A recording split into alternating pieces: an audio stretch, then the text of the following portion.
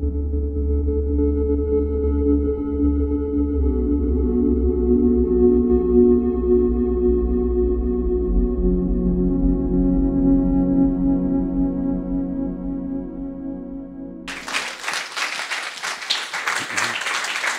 you very much.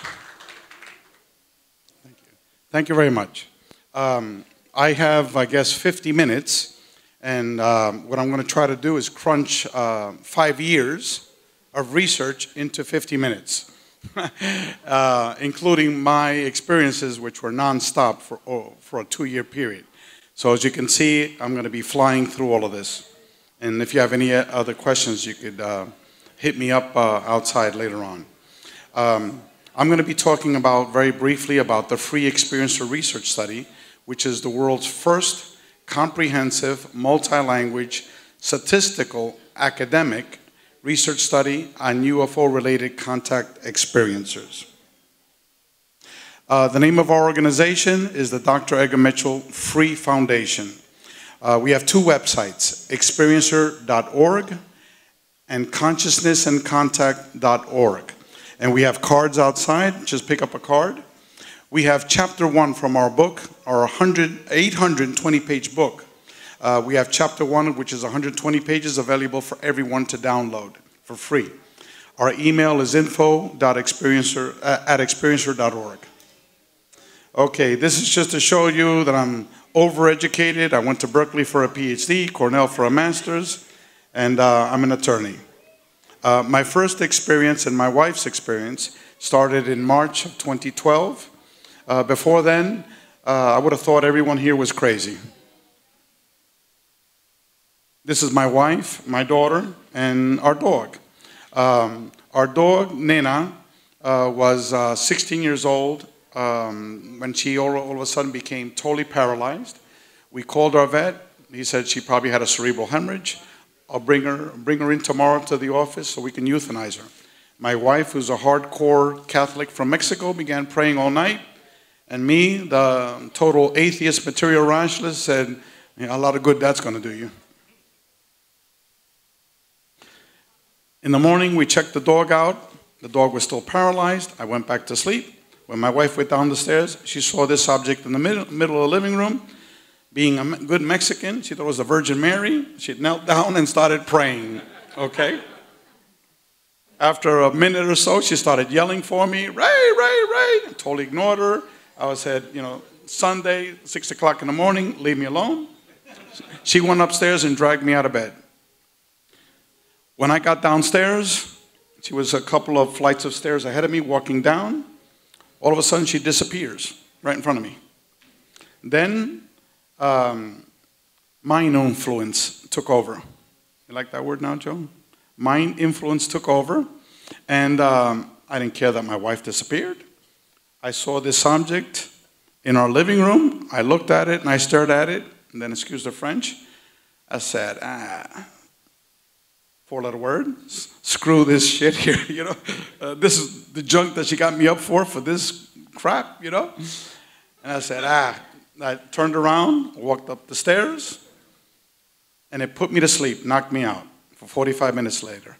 45 minutes later, when I woke up, my wife was in the middle of the living room in Spanish saying, Aleluya, aleluya, los ángeles la curaron, los ángeles la curaron. The angels cured her, the angels cured her. And the dog was running around the whole living room, okay? The way I describe it is like an atom bomb went off in my head, okay? My wife had 45 minutes of missing time. For those that don't know what it is basically, from her perspective, she walked down the stairs, she looked down, the dog was running around the living room, she started celebrating, okay? I asked her, where the hell were you for 45 minutes? She had no idea. 2 months later, the dog now woke her up at 3:30 in the morning. Instead of going through the back door, the dog wanted to go through the front door. My wife opened it up, boom, this is what she saw. So now I knew this was UFO related. And in our organization, we don't use the term UFO, we use the term UAP, unidentified aerial phenomenon, because when you use the term UFO, people automatically associate a flying saucer with it. And as Grant said before, This is not about flying saucers. This is much, much more complicated. And the objects that people are seeing are anything but flying saucers. They do see that, but that's a very tiny percentage of the people. But anyway, that's what my wife saw. 6 months later, I was waiting for a friend outside the house at 9:30 at night. I was killing time. My friend was late. I said, the hell with it. Let me try to call down the craft, the object that my wife saw. 15 minutes later, this thing appeared on top of my next door neighbor's house. As you can see, that's my car on the right-hand side. That's the ranch-style house of my next door neighbor. And this object was literally like 3 or 4 times bigger than this. But I couldn't move backward to take that picture of the house because there was a tree in front of it. So if you can imagine this times 4. After that experience with that craft, 45 minutes we were watching that craft. Telepathic communications back and forth. My daughter was there. They told me to get my daughter, okay? Again, mind influence. The way they got me to leave, all of a sudden I was being attacked by hundreds of mosquitoes, okay? When we got back inside the house, the door was wide open. My wife was in the front. I told her what happened. She goes, oh, how nice. Like something had happened to her. I don't know. She doesn't know. And then when I told her we had to come in because these mosquitoes were killing me, my daughter goes, Daddy, there were no mosquitoes outside. And it's like the hypnotist snapped his finger, and I woke up out of that trance, and then I was fully conscious. Ran, got my video recorder, my camera, nothing was there. 45 minutes, witnessed by my daughter, myself, and 3 adult friends. After that began, for the next year and a half, a whole series of what Grant was talking about. Out-of-body experiences, near-death simulated type of experiences, being taken to other realities, lots of stuff that you would be labeled a crazy person, okay? But you'll see in our survey, the experiencers are having all of these phenomena, including training, like Grant had stated earlier. The F.R.E.E. organization was developed over a 3-day period. And you could corroborate this with 2 of our surviving co-founders, Mary Rodwell and Dr. Rudy Shields. Basically, what had happened was that I was driving into downtown Miami in the middle of a traffic jam, 8:30 in the morning, and then I was not in my car anymore. I was just pure mind. Then, all of a sudden, I'm inside this huge, gigantic spinning wheel. The wheel didn't have any physical divider spokes, but in each category of what a spoke would be was what I now call the contact modalities. These are all the different ways that humans are piercing the veil and having contact with non-human intelligence. Then it wasn't a voice, it was just information that told me, but it wasn't a verbal communication or anything like that, that these are all the different ways that humans are communicating with us, okay? Humans are seeing it as separate and distinct phenomenon. But in actuality, it's one phenomenon, okay? And the glue that's holding it all together, humans are calling it consciousness. But in fact, it's the very fabric of our reality, okay? Of our digital information reality. And then it said, you need to inform humanity. You need to inform humanity of the relationship between them, this non-human intelligence, the spirit world, and consciousness. You will need assistance. This is not about money. You mean getting rich and making money out of this. And the people that will be helping me have to be individuals that have minimal ego. And then poof, I was back in the car in the middle of a traffic jam saying to myself, what the, you know what, okay? Totally, mind blown, okay? So this is the first day. When I get back home, Mary Rodwell, who's one of the major UFO contact experiencer researchers, she's not a ufologist.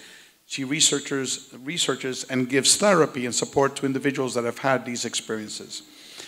6 months earlier, I had sent an email, and Grant is one of them that received that email, because you are having these experiences, you want someone to talk to.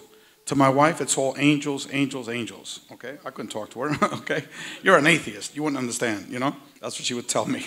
So I sent an email out to a lot of famous names in ufology, because at that time I thought that's what it was, and Grant was one of them, and he was one of the few people that responded back. So here's an email that I had sent to Mary Rodwell 6 months ago. She says, "Dear Ray, I'm sorry I'm responding to an email that you had sent me 6 months ago, but it just popped up on my computer today." Okay. Then I had a Skype call with her, and we were like 3 hours on Skype till like 1 in the morning. The very next day, I get a phone call from Dr. Rudy Shields. Rudy is an emeritus professor of astrophysics at Harvard University. "Hello, Ray Hernandez." "Yes." "Who's this?" "Dr. Rudy Shields." "Who?" Okay. I won't give you all the details because we don't have a lot of time. He then said, "Ray, write down this telephone number. This is the telephone number of my mentor." And I said, "Well, who's your mentor?" And he goes, "Dr. Edgar Mitchell." And I'll talk a little bit about Dr. Mitchell. Then I called Edgar that afternoon because I worked up the courage to give him a call after like 4 hours. And then he invited me to his house the very next day in Lake Worth, Florida. Stayed in his home 6 hours. Okay. Our organization, F.R.E.E., was established at his home. Coincidence? I don't think so. Dr. Rudy Shields, an emeritus professor of astrophysics at Harvard University, one of the world's leading experts on black holes, editor-in-chief of the Journal of Cosmology. He is also the executive director of our organization. So this is not just some clown off the street that's directing our project. Edgar Mitchell, another co-founder, sixth man to walk on the moon, the founder of the Institute for Noetic Sciences, which is the world's leading premier academic research institute on ESP, telepathy, precognition, and energy healing.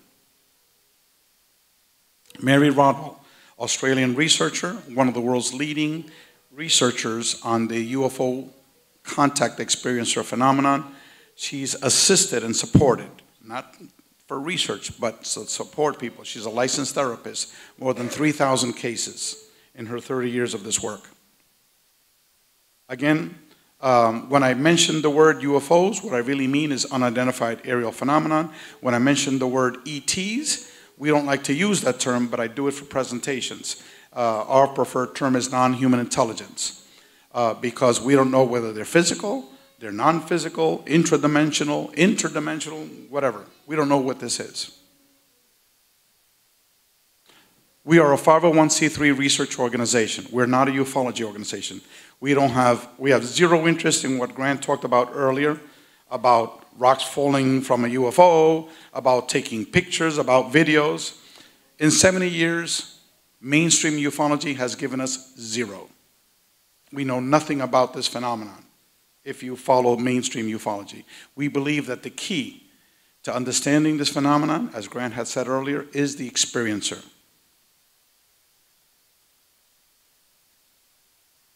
We also believe, remember like that big wheel that I showed you before, that all of these contact modalities, they're not separate and distinct phenomena, but they're part of one phenomenon.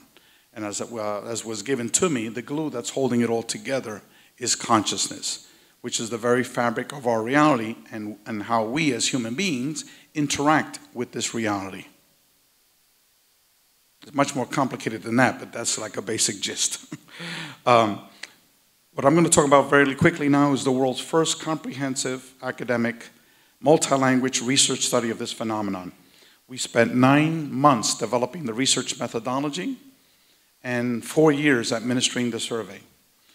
Our 3 surveys, the first 2 are quantitative in nature. 600 quantitative questions. Phase 3 was comprised of 70 open-ended, which is you have to write out the details to 70 questions. We advertise it on YouTube, Facebook, over 100 radio shows, mailing list of more than 6,000 names. So if you're interested in this phenomenon, you got that information. We sent it to all ufology groups, the evil dreaded alien types, that are creating hybrid babies, to the love and light crowd, that these entities are non-evil at all. So everybody got this message. The paranormal folks, to the esoteric folks, to the out-of-body folks, to the near-death experience folks. Okay. A correction here. We ask individuals to answer these questions only upon conscious explicit memory, not upon lucid dreams, because what the hell is a lucid dream? My dream for someone else could be a lucid dream, okay? Lucid dream is very, very specific. So you cannot argue scientifically whose is a lucid dream and whose is not. Same thing like hypnotic regressions. I took a Dolores Cannon class, paid $300 for it. Okay? Now, does that give me the right to be able to go and do hypnotic regressions on folks? And there's tons of people doing these hypnotic regressions with no serious training whatsoever, asking tons of leading questions. So conscious explicit memory, and we're also doing it in multiple languages. And what I'm presenting here today is the English language survey. Also, most of what you hear in ufology, mainstream ufology, and in the YouTube and internet, is people associate contact with UFO-related contact with non-human intelligence with abductions, okay? What we discovered is that abductions is only 1/3 of the contact experiences. The other 2/3 are individuals that have seen UFOs, have had contact with non-human intelligence, but have not had any abductions. They might have had an abduction, they just don't remember it, okay? But the vast 2/3, no abductions. So when people always refer to it as abduction research, they're missing 2/3 of the people. Very important to note that. Our questions. We ask questions on numerous areas that mainstream ufology has never even focused on. The family history, telepathic communications, contact in a 3D reality, either on Earth, on a UFO craft, or some other location, contact in a matrix reality, where people board like Jodie Foster in the movie Contact to some other reality. We've had almost double the amount of people that have been brought to other realities, we're calling it matrix reality, than people that have had an abduction. Ufology doesn't know that. Okay, the researchers of working with experiencers know that. We explored tons of questions on the psychic and paranormal phenomenon. We also asked the appearance and the nature of this non-human intelligence. We also asked questions about what information they told you. We talked about the physical experiences, and that's where the abduction stuff comes in. Lots of abduction-related questions. But we also asked lots of questions dealing with the psychological profile of the individual before and after. How did they change from all of this? Okay, these are the number of responses that we got for the different phases. As you can see, this is thousands of people. This is not 4 or 5 people, 10 people, 15, thousands of people that answered our surveys. 4 major findings, okay? We've had hundreds of findings here, but if I were to put it in a nutshell, what are the major findings? Number 1, contact experiences are overwhelmingly positive. And that's not what's being circulated on the internet, on YouTube, and in these ufology conferences that some of you might want to go to, okay, or have gone to, okay? Usually people don't talk about that, but yet our survey data from thousands of people reflect that fact. Number 2, individuals are having a major psychological and behavioral transformation for the positive, and I'll go into those details. Number 3, the contact phenomenon is primarily a paranormal, a psychic, ethereal type of experience, not material, not physical. And Grant alluded to that earlier in his interview, and I'll give you lots of examples of that. Number 4, there's a manipulation of space-time. And I don't have time to go into the definitions of that. But basically, that gets into the hypotheses that we're dealing with a multidimensional phenomenon. Okay? Like in my case, I was out for a half an hour, out of body, but I was returned to the very split second of that radio interview I was listening to. So that means that no time had elapsed. Okay? You'll hear the same thing with near-death experiences. My father had a near-death experience that he told me, you know, when I had a series of NDE-related type of experiences. He said he was up in heaven for 20 or 30 years because God was giving him he didn't use the term life review, but the formal term is life review. He's showing you all of your experiences, the good and the bad, and you're reliving it inside your body and inside the body of the other person you had affected. So he told me he had just come back from 20 or 30 years in some other reality. But yet his operation lasted a couple hours. His heart bypass. Okay, I'm going to skip over the physical aspects of the sightings of the UFOs. So you can see 76% of the individuals have seen the UFOs. These are what the UFO did. And we grouped them by country group areas, and they're very consistent to each other. We'll skip all of that. 76% of the individuals took our survey have seen a UFO. The other 24% have either had a family member that have seen a UFO. So somehow the wife saw a UFO, but the husband didn't, or the wife did, the husband didn't. The other person took the survey because they were having all these paranormal experiences. So that's why it's not 100% UFO related, but 61% have had witnesses. Usually people say, oh, this guy is, bullshit artist, But yet, they're witnesses. Like in my case, there was 5 people that saw this huge, gigantic craft. And that's 61%. That's quite typical. 54% have literally called down to see a UFO, unidentified aerial phenomenon. And Joseph Brooks, there was an expert on that right there, Dr. Joseph Brooks. 58% have deliberately called a non-human intelligence. My wife did that. And poof, these 3 7-foot human-looking beings dressed in white monk's robes started floating in front of her. 58% of the people have had that as well. Okay, was your experience positive, negative, or neutral? I'm going to be flying by all this statistic here. We asked the question, how would you describe your experiences, positive, negative, or neutral? 66% said it was positive, 29% it was neutral, 5% said it was negative. Now, is this what's being circulated in the YouTube, in the internet, that everyone's so crazy about paying attention to? 99.9% of what you read and what you see in the internet is bullshit.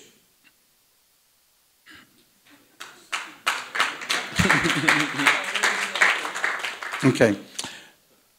Only 5% stated that the experiences were mainly negative. 84% do not want their contact experiences to stop. 9.7% believe that this non-human intelligence are bad or malevolent. 62% have stated that whatever this intelligence has actually tried to help them. 71% feel an expanded consciousness in the presence of this non-human intelligence. 66% feel love in front of these beings. Now let's look at specific beings. These are physical beings now, okay? A lot of these experiences are non-physical because a lot of it is telepathic. But let's look at the physical beings. Also, just to let you know, these aren't the only type of beings. There were literally hundreds of different types of beings that Grant had alluded to earlier. But let's take a look at the major ones. The number one type of being were not the evil, dreaded little grays or the evil, dreaded reptilians. The number one type of being was the energy being, which happens to be one of the major physical type of beings in a near-death experience. Right, Alex?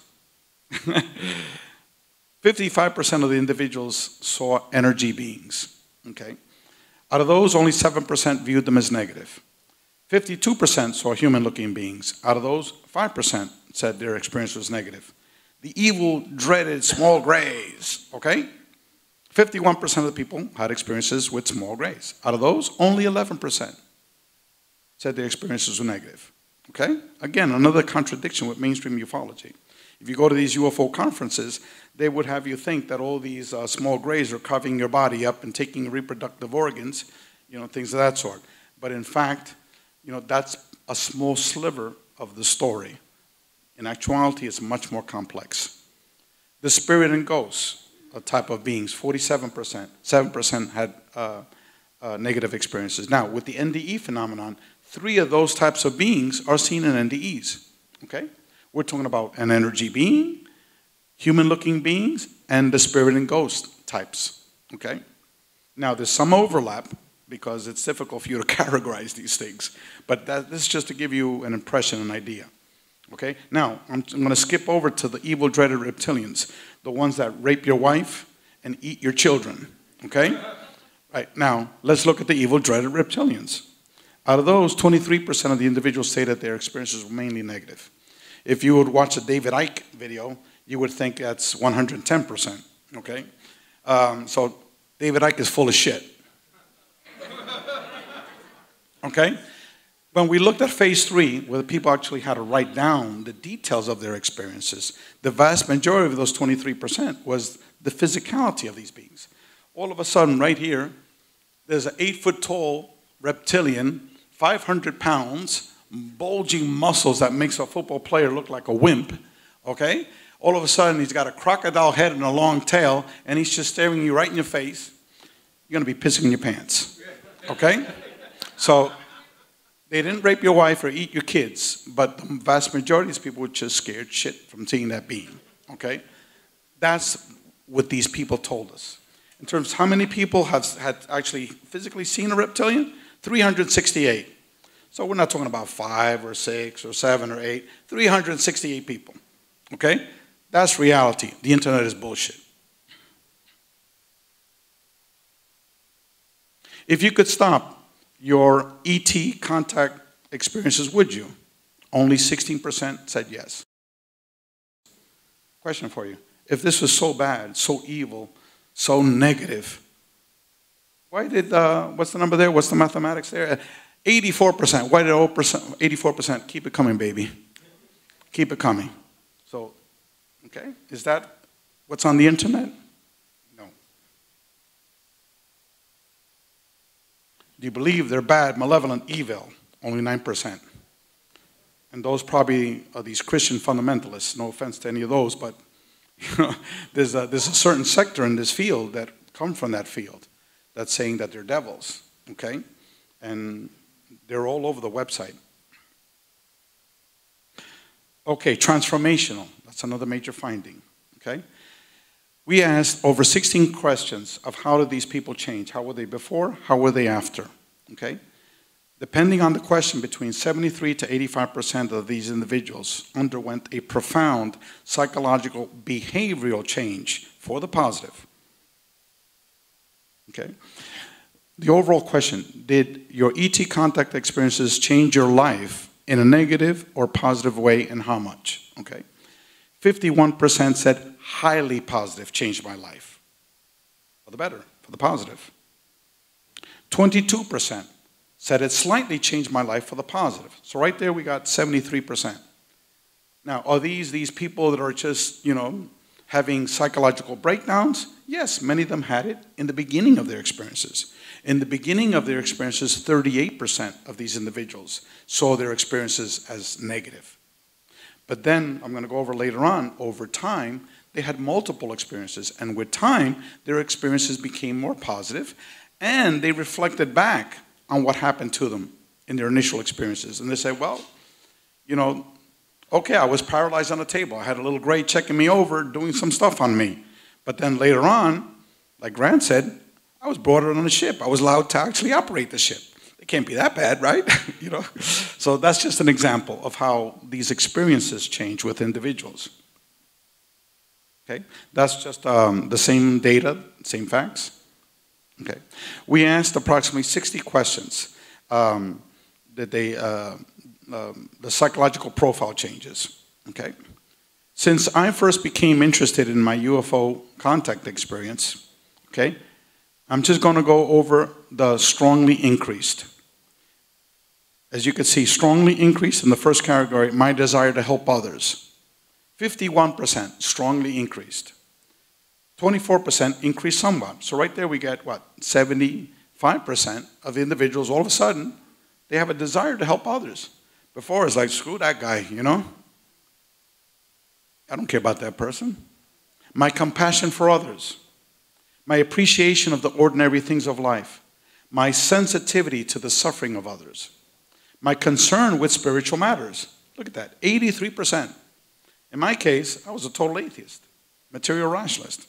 These beings led me through a series of, which is, I don't have the time to discuss, but where they brought spirituality to me, okay? this happened to many experiencers. All of a sudden, highly spiritual people. My desire to achieve a higher consciousness. My appreciation of nature. My spiritual feelings. My concern with the welfare of planet Earth. My understanding of what life is all about. Like me, I was totally clueless. I was just going to work, supporting my family, go out to have like dinners on the weekends with my wife every 2 weeks or so, leading a mundane life. When I die, I get buried. I didn't care about cemetery, and my will said, burn me up, to save the money. Okay? Okay? So that was me, and so many of the other experiencers. My personal sense of purpose in life, my concern with ecological matters, all of these are increased substantially. Now let's look at what decreased. Okay?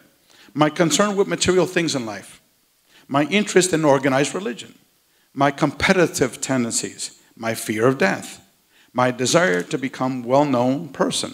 Okay? Now, question I have to all of you. Look how these people are changing. These are the people you want as your neighbors, your best friends, and things of that sort. This is what you want the world to be. So if these entities are so bad, so evil, hey, why don't they do this to the whole freaking world? Okay? Do it to the whole world. We would not have wars. We would not have our American president. We would not have selfishness, ego, people ripping each other off. We would still have some of that, right? But much greatly diminished. Okay? So my perspective is, why don't you do this to everybody? What was just a few? Okay? Now, is this what you see on the internet? These ufology conferences? No. But yet, thousands of people, right there is documented proof what thousands of people are telling you. In other words, the internet is bullshit. Okay, this is just a summary of what I just told you. Okay, now let's get into the paranormal experiences. Remember I told you that this phenomenon is primarily a paranormal and psychic phenomenon. There is a physical component to it, but it's a minor component to it. Okay? 95% have had paranormal experiences in their home. 80% have had out-of-body experiences. 37% have had near-death experiences. 51% have had a medical healing, either on themselves or a member of their family. And Dr. Joseph Burks, a retired medical doctor right here, wrote one of the chapters in our book on medical healings. We literally had over 1,000 individuals that detailed their medical healings in a research study. Out-of-body experiences, 80%. Near-death experiences, 37%. The medical healings, 50%. Actually, it's 50 and change. Okay? Telepathic communications, 78%. Were they ever brought to a matrix reality? 50%. Past life memory, 66%. Have they seen a ghost or a spirit? 76%. Were they actually given a glimpse or actually taken to what people perceive as heaven or a spirit world? 46%. Have they physically seen, not through a picture, but physically seen small colored orbs? 67%. Objects mysteriously appear and disappear, like airports, 25%. Objects falling and moving around the house without any reasonable explanations, 61%. When they return, just like near-death experiencers, okay, seeing energy auras around people, 74%. And similar to NDEs, people get return from direct physical contact with psychic precognition skills. I already talked about all of that. 29% have channeled the non-human intelligence. 45% have memories of visiting the spirit world, etc., etc. 49% have had out-of-body travel in space. All of a sudden, their body was out in space and they were looking at planet Earth underneath them. Crazy stuff, right? Okay, let me just quickly jump over these things. Conclusion, contact with non-human intelligence is primarily a paranormal and psychic experience and not a physical experience. While all contact experiences do have physical experiences, the vast majority of these experiences are comprised of paranormal and psychic experiences. Information received. Excuse me. 80% have received communication from non-human intelligence. Was this communication in your native language? 75% said yes. I'm just going to go over the yes. Did the ETs impart reassuring messages to you? 61%. Did they provide spiritual message? 54%. Did they give you messages of love, oneness? Whoops, I skipped. Sorry about that. Messages of love, oneness, 54%. Did they express to you concern about humanity's behavior? Like, for example, we're destroying our planet, 45%. Information about advanced technology, physics, other scientific information, 42%. I wish I had more time to give you examples of this. 0 minutes, and I'm 1/3 through the presentation. Oh, 20. Okay, fantastic. I saw a 0 up there. Okay. Did these entities give you an environmental message? 39%. Et cetera, et cetera. I'm not going to go through all this, but you can read it and you can see it. Okay? The messages continue. Okay, I don't have a lot of time, so I'm skipping a lot of this. Okay? And it goes on, the messages. Messages of reincarnation, 26%. Of an agreement that you came into being with an agreement with them, the entities. Okay? Did they tell you that you actually are part ET? Okay, 26%. Okay, now, spirituality and spirit world experiences. Again, you go to a ufology conference, you're not going to get any of this. All right? You go to the internet, you're not going to get any of this. But yet the experiencers are telling you what really is going down. 97% believe that non-human intelligence can travel to other dimensions. This is all belief, what they believe. And then later on, I'm going to show you what the entities told them. 91% believe that there is a grand plan in motion and that experiencers are all part of that grand plan. 89% believe that there is a connection between non-human intelligence and the paranormal. Almost 83% believe that there is a connection between non-human intelligence and the spirit world. 80% believe that these entities can travel to the past and to the future. 5% believe that there is a connection between non-human intelligence and reincarnation. Isn't that a big deal there, right? You won't get that in the ufology conference. 45% have reached an agreement with non-human intelligence. 38% believe that non-human intelligence, they consider them modern angels. That's me. Okay? 30% have been taken aboard a craft. That's not me. But some of you might have been taken aboard a craft. 31% were given messages of God or a universal creator. 30% were told by non-human intelligence about the death process, the spirit world.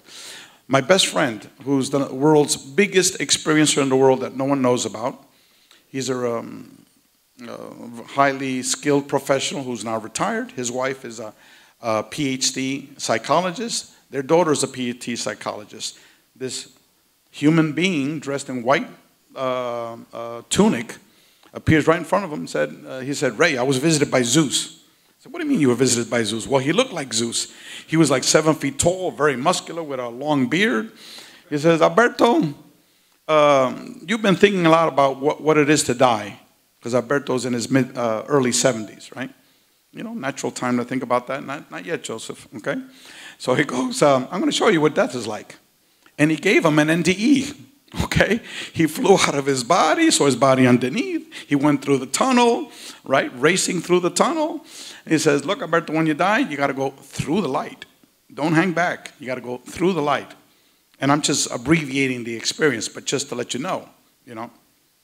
So that's an example of people being brought to the spirit world. Others are literally brought to the spirit world, not necessarily through near-death experiences either. 28% were told by these entities where they were from. 26% were given a message about reincarnation by this non-human intelligence. 25% were told of their mission on Earth. 25% were shown how to do energy work. 25% were told by them that at one time they were a non-human intelligence. 24% were told by non-human intelligence about their past lives. And one interesting commonality with near-death experiencers, there are literally like over 50 commonalities that I discovered. One of them is so many of these contact experiencers turn into energy healers. Okay? Many of you can identify with that. Okay, outside, there's like half the people that are energy healers. Okay? Right? So, same thing with near-death experiences. They come back all of a sudden, they want to take a Reiki healing class, you know? So, there's so many overlapping characteristics here. You think you're going to learn that on the internet? Or a ufology conference? Okay? This is thousands of people that are telling this. Not some pseudo-expert in the field who thinks he or she knows it all. They don't know shit. Contact experiences in a matrix, excuse the French, okay? I was born and raised in New York, you know, from the streets, and occasionally it comes out. Contact, Joseph Burke says, he turned out differently. He also grew up in New York, in the streets. Contact and relocation to a matrix reality. Again, you're not going to hear this in a ufology conference. But go watch Jodie Foster's movie, Contact. She was brought to a matrix reality where she encountered non-human intelligence. We had almost double the number of people that were brought to these matrix realities than people that had abductions. Let that sink in for a second. Okay? Not all individuals have had an abduction, but yet if you go to these UFO conferences, that's all you're going to hear. Okay? In actuality, only 1/3 of the people have had an abduction. The other 2/3 have not. Okay? 749 were taken to a matrix reality. People that were brought to a UFO craft, 708. People that have had an abduction, 489. But yet ufology describes this as abduction. It's much more complicated than that, folks. Much more. In the matrix reality,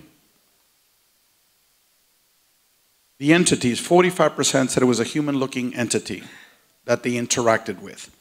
Okay, because a lot of people are brought to this matrix reality, but they don't interact with a non-human intelligence. A lot of it is telepathic, so they can't really check off the box of the type of entity, because it was non-physical. It was just, you know, like in my case, I didn't see a physical being. It was all telepathic communications. But these are the 584 people that described a physical entity. 45% were human-looking, 38% was some other type, because that was a category that we had there. 35% were spirit-looking beings, 21% were short grays, and 15% were tall grays. 66%, 67%, 2 out of 3 of them said consciousness. Their consciousness was separated from their body, like in my case. 56% stated that their thoughts were sped up. 75% said that their senses were more vivid than usual. 49% stated that this reality, time stopped or was slowed down, like in my case. But look at the number. Half of the people. 55% stated that they felt united or one with the world when they were in this reality.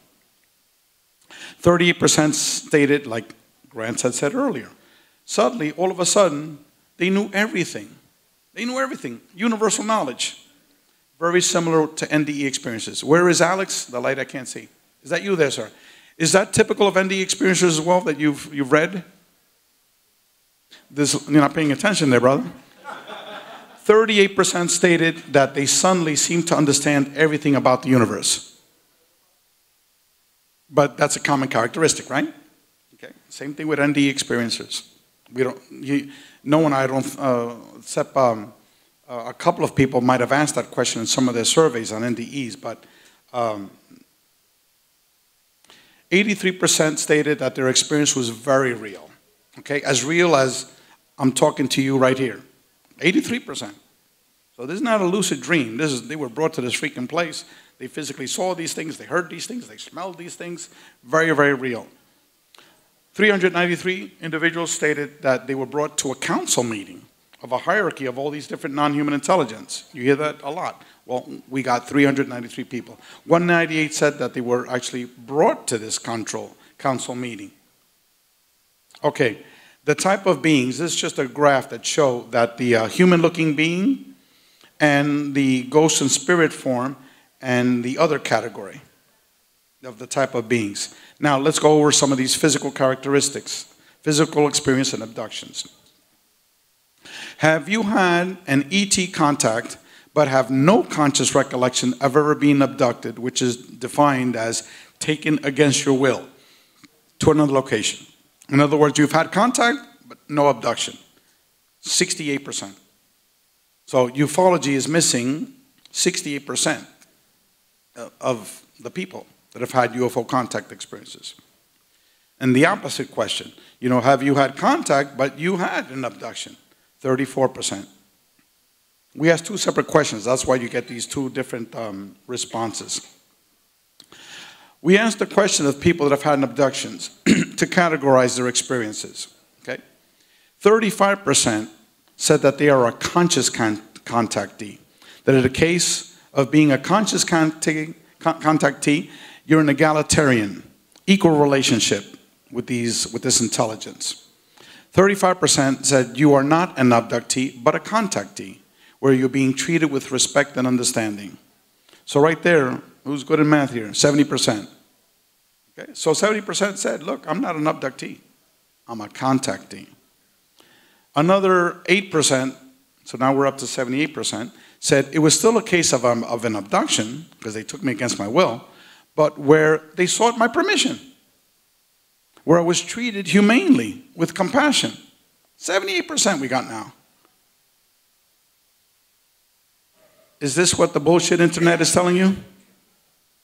When you go to a UFO conference, okay, and I recently got a trailer of a proposed documentary on the abduction phenomenon, okay, the UFO contact phenomenon. You know what that trailer was? This woman for 2 minutes screaming, "Ah!" You know what I'm talking about, right? Okay?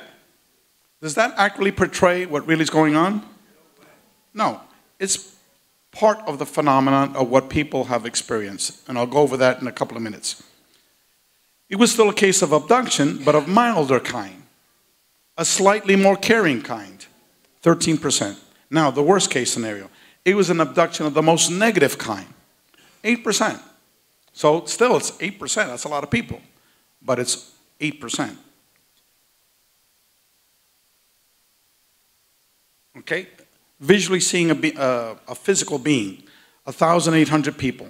85% interacted with them in some way. 63% said that they had a witness to this. Like in my case, my wife and I saw two different things, because before she was taken away, okay, she saw that little craft in the middle of the living room. And I saw the energy being after she was taken. So we saw two different things, but we were pretty much there at the same time. 54% have seen these beings more than 10 times. Okay, I already showed you this. I don't know why this slide is here, or did I show this before? I showed it before. Okay, I can skip that. The different types of beings and how they perceived their experiences. What it says now, approximately how many times have you seen or interacted with this non-human intelligence? As you could see, 40% of the people have interacted with these beings more than 20 times. From 11 to 20 is another 6.2%. Between 8 to 10%, oh, the percentages didn't show. Anyway, the point here that if you interact with these beings, it's not going to be once or twice. It's going to be a lot of times. That's the vast majority of these people. Okay. Oh yeah, here's a better chart here. This is the number of times and how positive your experience was. So in other words, the more times you have contact, the more positive is your experience. The people that have had 1 or 2 contact experiences, those are the more negative kind. But still, it's 50% of the people viewed it as positive. Okay.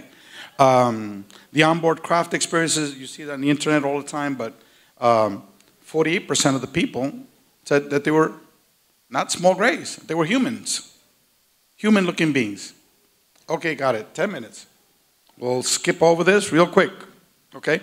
I already talked about that. How many times? Medical exams and implants. 34% consciously recall lying on a table and being medically examined. 20% consciously recall receiving an operation. 51% believe that they placed an implant in them. These are the type of beings that did the implant. Okay, I don't know why it's there. It should not be there. Oh boy, what happened to the spirituality issues? Did I already discuss that? I guess I might have done that already. Okay. Okay, Dr. John Mack's quote. People know their experiences and what they have undergone does not fit with the prevailing mechanistic worldview. Large percentages of people seem to know there is an unseen world or hidden dimensions of reality. This is from the book Passport to the Cosmos, written by the late professor of psychiatry, an academic medical doctor at Harvard Medical School, one of the world's premier researchers of this phenomenon, Dr. John Mack. This is our book. You can contact me later. You could download chapter 1, which is 120 pages, which is the presentation that I did and much, much more. It goes into much more detail. You could download it for free. You go to our website, experiencer.org or consciousnessandcontact.org. We have a card outside that you can pick up. Download chapter 1, which is 120 pages. Okay? If you like it, then you can buy the book. Okay? So we're making that available for everyone. This is our two websites, experiencer.org, consciousnessandcontact.org, and our email is info@experiencer.org, and I said our card is outside. And also, just to let you know, let me go to the very top here. Goodness, I went through a lot of stuff. I guess I went too quickly through it. Okay. We're also going to be having volume 2. Volume 2 is a theoretical volume, and we have many brilliant minds. We have 3 PhD physicists. We have Grant Cameron, Dr. Joseph Burks, 2 people that are here, and Alex Akiris back there.